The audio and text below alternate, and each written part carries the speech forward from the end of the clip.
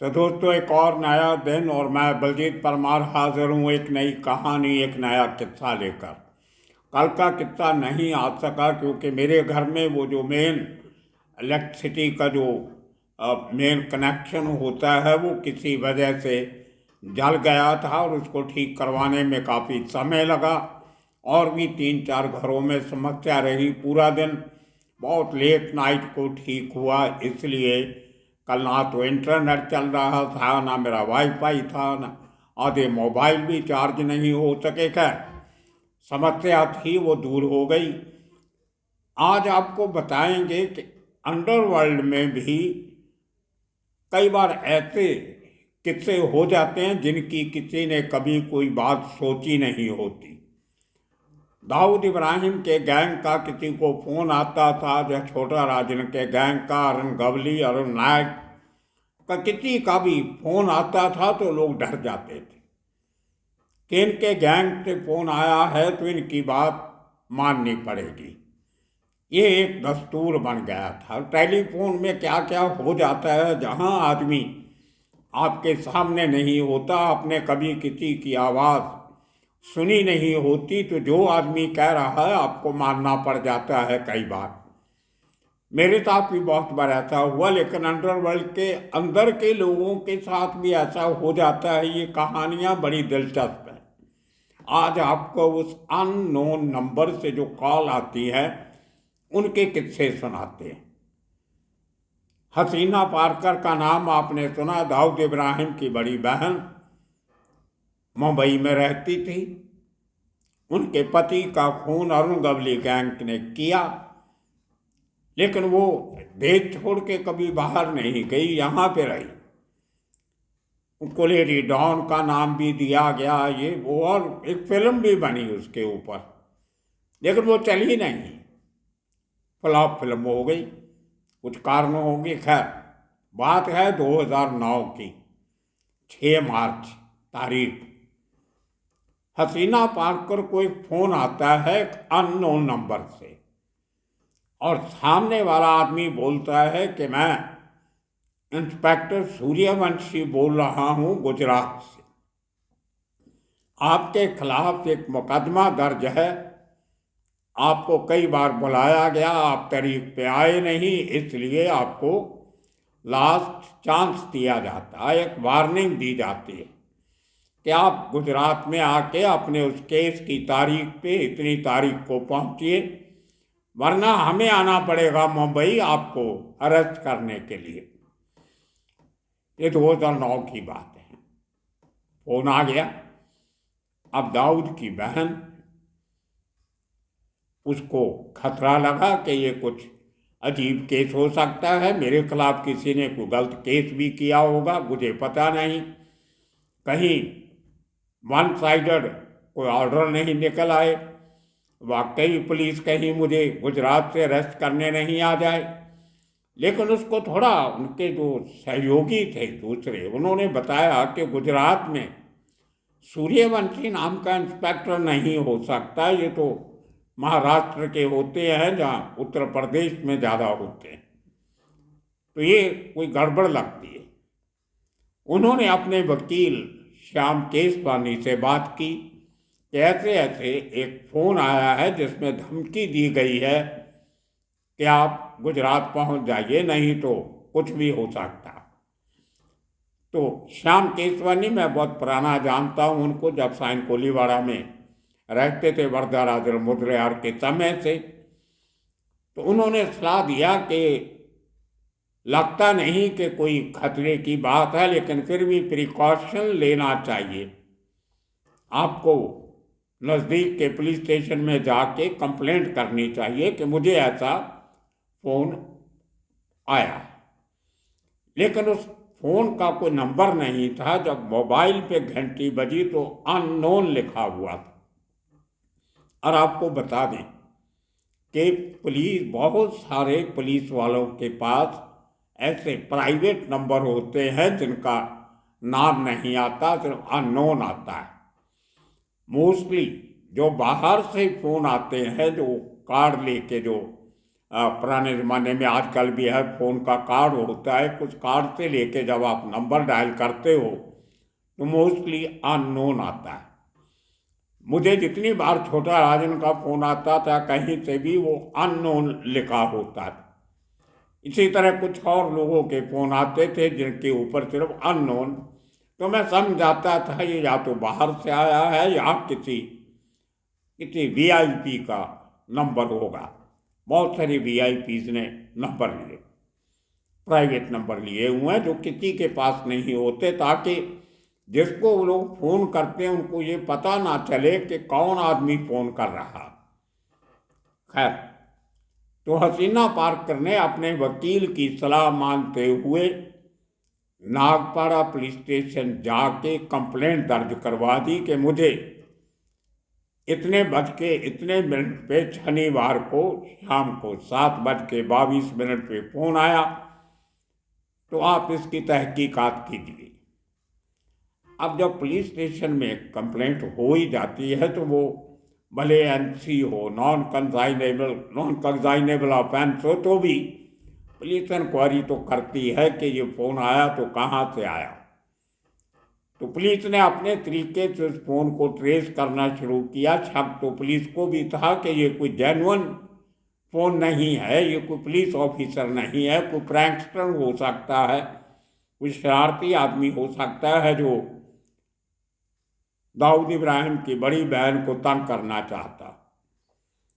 और वही बात निकली।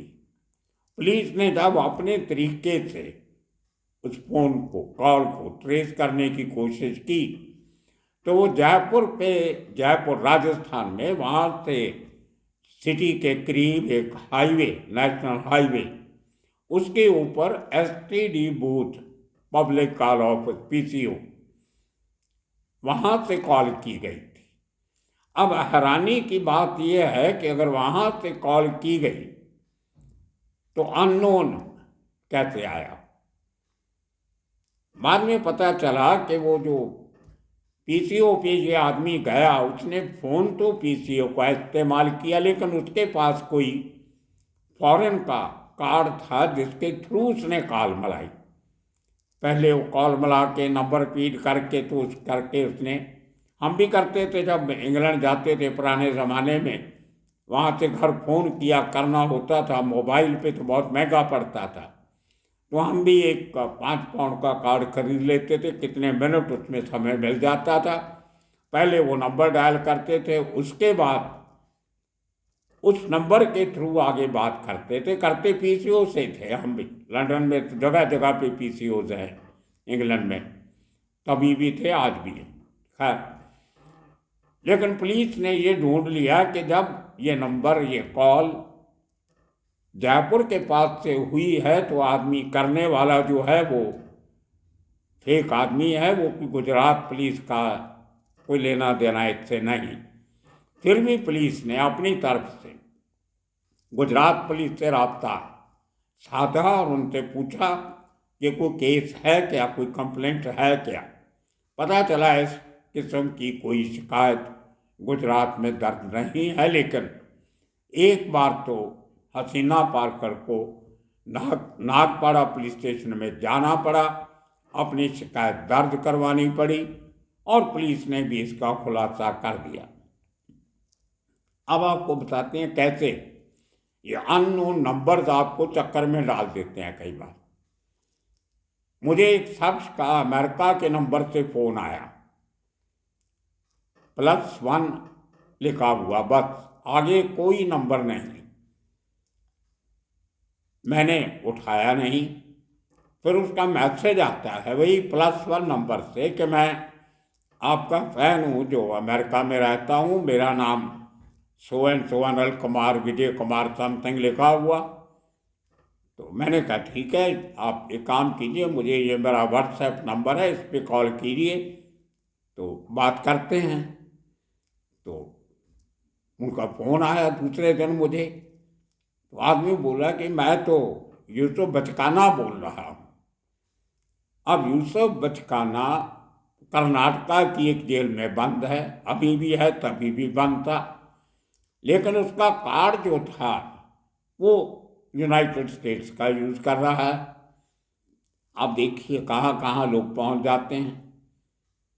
खैर वो लंबी चौड़ी सीरीज हमने चलाई थी, उसी किस्म के नंबरों से यूसुफ बचकाना का जेल से मुझे फ़ोन आता था और मुझे रिकॉर्डिंग करनी नहीं आती तो वही मुझे बाद में पूरी बातचीत की रिकॉर्डिंग भेज देता था। रिकॉर्डिंग भी खुद कर लेता था और बाद में व्हाट्सएप पे मुझे रिकॉर्डिंग आ जाती थी और हमने वो पूरी सीरीज चलाई, आप सबको बहुत अच्छी लगी।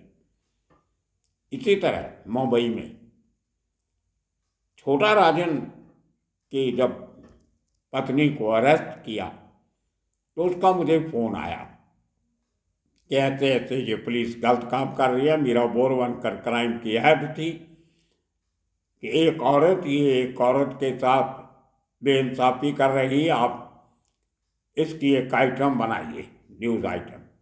ये किस्सा मैं आपको सुना चुका हूँ, पर आप सिर्फ वो नंबर्स की बात कर रहे हैं। उसके बाद मैंने वो न्यूज़ आइटम बनाई, मेरे अखबार में छपी। क्या असर हुआ नहीं हुआ मुझे पता नहीं, लेकिन वो अननोन नंबर जो छोटा राजन का आता था तो मैं समझ जाता था कि ये छोटा राजन का फ़ोन होगा या किसी और इसी किस्म के आदमी का फ़ोन आ गया। थोड़े दिनों के बाद जब मेरा मोबाइल बजता था तो ऊपर अननोन लिखा आता था। मैंने किसी काम में बिजी था, मैंने फ़ोन उठाया नहीं। 4-5 बार थोड़े थोड़े फ़र्क के बाद फ़ोन आया, मैंने नहीं उठाया। तो मैं सोचा कि मालूम करना चाहिए कि ये अननोन नंबर कहीं किसी तरीके से ट्रेस हो सकता है क्या। तो मैंने क्राइम ब्रांच के एंटी एक्सटॉर्शन सेल को फ़ोन किया मुंबई में। इंस्पेक्टर मेरे मित्र थे, पंजाबी थे। मैंने कहा यार ये देखो, ये अननोन से मुझे फ़ोन आ रहा है, कहीं कोई खतरे की घंटी ना हो, कोई आदमी से मेरी कोई तलखी हो जाए या कुछ हो जाए तो मैं ट्रेस कैसे करूँगा कि ये आदमी कौन है। आप हैरान रह जाओगे सुन के। उस क्राइम ब्रांच के ऑफिसर ने कहा कि जब नेक्स्ट फ़ोन आएगा तो आप उसको कुछ देर तक उठाना नहीं, कुछ नहीं करना, घंटी बजते रहने देना, तो हम आपका फ़ोन अपनी लाइन पे लेके रखते हैं, लगा के रखते हैं। तो खैर वही हुआ।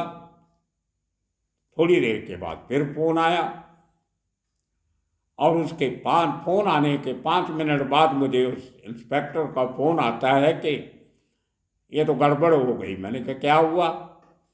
बोले जो फ़ोन किसी अंडरवर्ल्ड वाले का नहीं है, हमारे ही senior IPS officer doctor PS Pasricha का फ़ोन था, उन्होंने ट्रेस कर लिया। अब डॉक्टर पसरीचा ने भी प्राइवेट नंबर लेके रखा था एक, ताकि किसी को फ़ोन करें तो उस आदमी को नंबर आपका फीड नहीं करे, सेव नहीं करके रख सकते आप। थोड़ी देर के बाद वो गुल भी हो जाता है, गायब हो जाता था आपकी स्क्रीन से, आपके मोबाइल से। तो मैंने डॉक्टर साहब को फ़ोन किया, डॉक्टर पसरीचा को। मैंने कहा सर ये आप अननोन नंबर से फ़ोन कर रहे हो, आपका दूसरा फ़ोन पहले हमेशा आते थे, मैंने आपका नाम फीड करके रखा हुआ है, ये नया फ़ोन कहाँ से आया? तो बोले कि बहुत लोगों के पास नंबर चला गया था, वो लोग फ़ोन करते रहते हैं। अब मुझे जिससे बात करनी होती है मैं कर लेता हूँ, बाहर से फ़ोन कोई नहीं आता क्योंकि मेरा नंबर ही किसी के पास नहीं है, तो कहाँ से आएगा। उनकी बात भी सही है। वो मुंबई के पुलिस कमिश्नर भी रहे, महाराष्ट्र के DGP भी रहे, गुरुद्वारा नांदेड़ के मैनेजिंग कमेटी के चेयरमैन भी रहे, एडमिनिस्ट्रेटर रहे, तो बहुत काम किया उन्होंने। लेकिन मुझे बोले कि मेरा पुराना नंबर जो आपके पास है वो भी चलता है, तो आपने कभी भी मेरे से बात करनी हो तो उसी नंबर पे कर दिया करो, मैं वो भी उठाता हूँ, लेकिन लिमिटेड लोगों के। तो बहुत से लोगों के पास ये नंबर चला गया।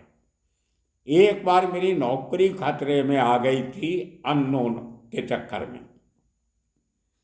दैनिक भास्कर के मालिक,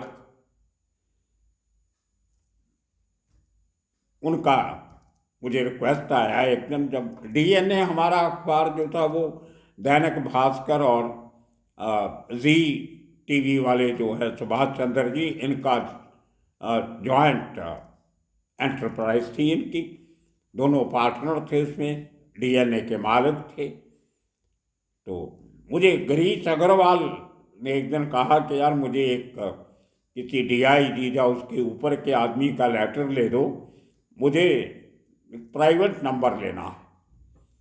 तो Girish good friend of mine, तो मैंने कहा कोई बात नहीं, मेरे एक मिस्टर शर्मा दोस्त थे, AK Sharma, Ashok Sharma, additional DGP retire हुए हैं, तभी वो कमिश्नर रेलवेज के थे, पुलिस के IG रैंक के ऑफिसर थे। तो मैं उनके पास चला गया गिरीश अग्रवाल की एप्लीकेशन लेके कि अशोक जी जरा ये कर दो, हमारे मालिक हैं न्यूज़पेपर के, इनको प्राइवेट नंबर चाहिए, बड़ा बहुत बड़ी इनकी एम्पायर है, बहुत सारे एडिशन निकलते हैं दैनिक भास्कर के, तो इनको एक प्राइवेट नंबर की ज़रूरत है ताकि खास लोगों से बात कर सकें।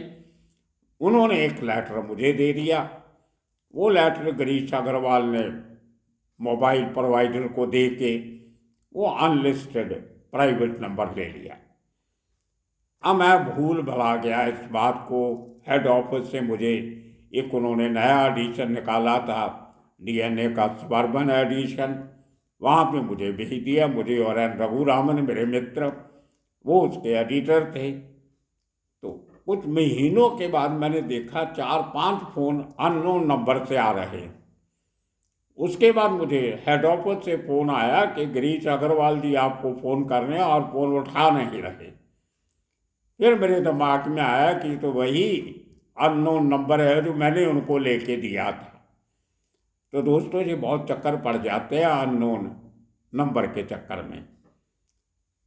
एक शख्स, आपने मेरा एक एपिसोड सुना होगा जिसमें मैंने हल्का सा जिक्र किया था, एक और आदमी पत्रकार मुझे हरास करना चाहता था।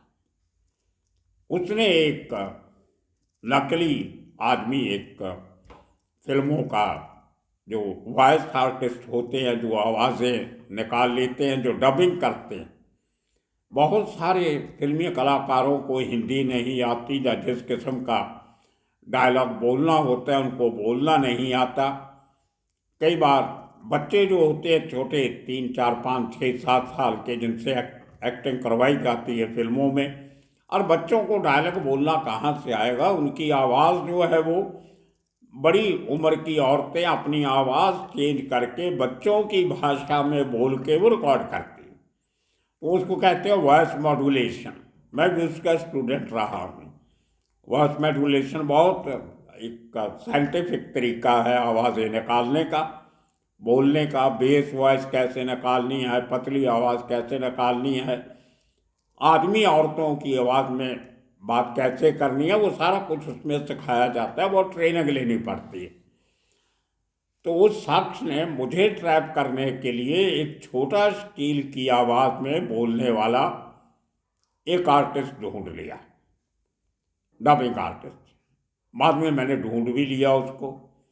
तो मुझे फ़ोन करता था कभी कभी कि हाँ भाई साहब कैसे हो, शकील बोल रहा हूँ। एक दो बार तो मुझे लगा कि ये कहीं वही नहीं हो, भाई ने आपको सलाम भेजा है। मैं गड़बड़ में कि ये भाई इसको क्यों बोलेगा मुझे सलाम करने के लिए, मुझे शक हुआ। 2-3 बार बात हुई तो मैंने वो सुनी ध्यान से, और एक दिन बात करते करते उसने कह दिया कि समद खान, वो जो करीम लाला की आपने स्टोरी की, समद खान को बहुत बड़ा चढ़ा के आप पेश कर रहे हो। मैंने कहा कौन समद खान? बोलता वो करीम लाला का भांजा। तो मैं समझ गया।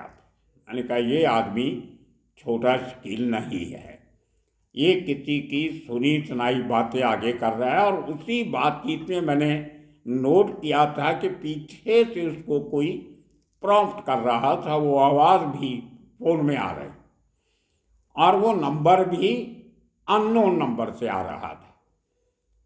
जैसे आपको मैंने कहा कि आप फॉरेन का कार्ड ले लो, फ़ोन कहीं से भी करो तो अननोन आएगा। तो उस भाई साहब ने, टीवी के रिपोर्टर ने, मेरा स्टिंग करने के लिए नकली छोटा स्टील खड़ा कर लिया।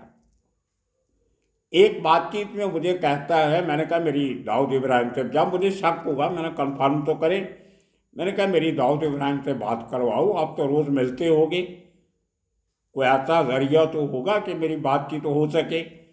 बोलता नहीं, आप कभी कनाडा वगैरह, इंग्लैंड कनाडा कभी जाओगे तो आपकी बात करवा दूंगा। इंडिया से हमारे सारे फ़ोन इंडियन इंटेलिजेंस एजेंसीज ने लगा के रखे हुए। मैंने कहा यार कितने नंबर एजेंसी वाले लगा के रखे ये, सिम कार्ड पाकिस्तान में कहीं से मिल जाता है, अगर आपने बात करवानी है तो आप करवा सकते हो। तो मुझे शक था कि ये फिक्टिशियस आदमी खड़ा किया गया। और मैंने मेरे एक एपिसोड बनाया, आपने सुना होगा, जिसमें मैंने कह दिया कि मुझे सब पता है, पूरी एविडेंस मेरे पास है कि आपने नकली छोटा शकील क्रिएट किया हुआ है। उसके बाद वो फ़ोन आना बंद हो गया, कभी नहीं आया मुझे। ये 1.5 साल पहले की बात है। तो ये अननोन नंबर के जो फ़ोन हैं ये बहुत पंगे खड़े करते हैं कई बार। तो उसी दौरान एक और मुझे फ़ोन आने लगा कराची से। उसमें कराची का पिन कोड तो था, पहले का फ़ोन कोड जो होता है, लेकिन आगे नंबर नहीं आता था। तो मैंने उस आदमी से बात की कोई 40-50 सेकंड। मैंने कहा मैं आपको जानता नहीं हूँ, इसलिए आपसे बात नहीं कर सकता।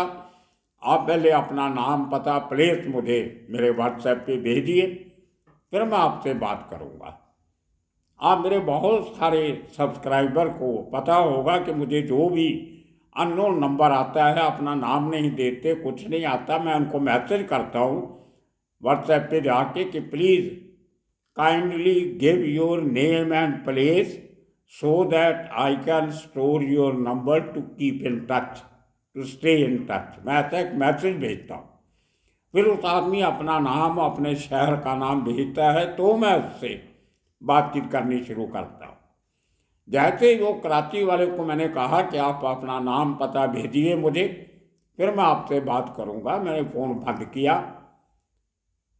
हार्डली 1.5-2 मिनट के बाद मुझे मुंबई से एंटी एक्सटॉर्शन सेल से फ़ोन आ गया, शायद इसका जिक्र भी मैंने किया होगा।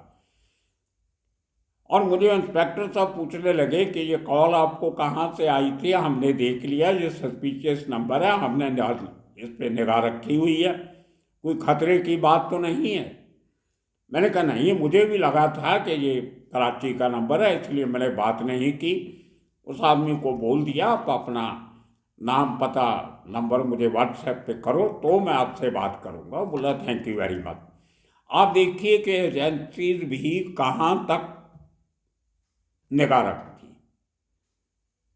तो उस दिन से मैं निश्चिंत हो गया कि मेरे कोई भी जो कोई सस्पिशियस फ़ोन मुझे आएगा, वो किसी ना किसी एजेंसी को पता चल जाएगा, आई एम सेफ, मुझे कोई डर नहीं। आप देखिए, जब पुलिस को आप कंप्लेंट करने जाते हो कि मुझे इस अननोन नंबर से फ़ोन आता है, तो 99% पुलिस वाले कहते हैं कि ये तो इंटरनेशनल नंबर है, इसको ट्रेस करना बहुत मुश्किल है। लेकिन जब उनको करना होता है तो बड़े आराम से कर लेते हैं। तो ये कितने कहानियाँ अननोन नंबर की। आपको भी कभी कहीं किसी अननोन नंबर से फ़ोन आए, मत उठाना। अगर उठाते भी हो तो उसको कहिए कि पहले आपको मैसेज करे वो शख्स है कौन, उसके बाद आप उससे जिक्र कर सकते हो, बातचीत कर सकते हो। हसीना पारकर के केस में पुलिस वालों ने ढूंढ लिया, भले ही पीसीओ से फ़ोन किया गया था, लेकिन उन्होंने ढूंढ लिया कहाँ से किया गया था। ये यंत्र नियंत्रण सब कुछ है इनके पास, जहाँ काम करना होता है कर लेते हैं, जहाँ नहीं करना वहाँ नहीं करते। एक मुझे और फ़ोन आता था अननोन नंबर से, मैंने उसको लिख के भेजा, मैं आपसे बात नहीं करूँगा, पहले मुझे बताइए आप हो कौन। और वो आदमी हाथरस का रहने वाला, उत्तर प्रदेश, उसका मुझे व्हाट्सएप पे मैसेज आ गया। मैंने कहा ये अननोन नंबर आपके पास कहाँ से आया? बोला मैं पहले सऊदी में नौकरी करता था, अभी मेरा दिल नहीं लगा तो मैं वापस आ गया, लेकिन मेरा वो नंबर मेरे पास अभी है, थोड़े पैसे भरे हुए थे तो मैं उसका कभी कभी इस्तेमाल कर लेता हूँ। अब उत्तर प्रदेश में बैठा आदमी जो सऊदी में नौकरी करके आया, वो उसका फोन अननोन आता है। तो ये बहुत चक्कर होते हैं भाई साहब, बचना चाहिए ऐसे खतरों से। आने वाले दिनों में इसी किस्म की क्राइम से जुड़ी बातें देख फिर हाजिर होंगे। तब तक के लिए आप सबका बहुत बहुत शुक्रिया, धन्यवाद।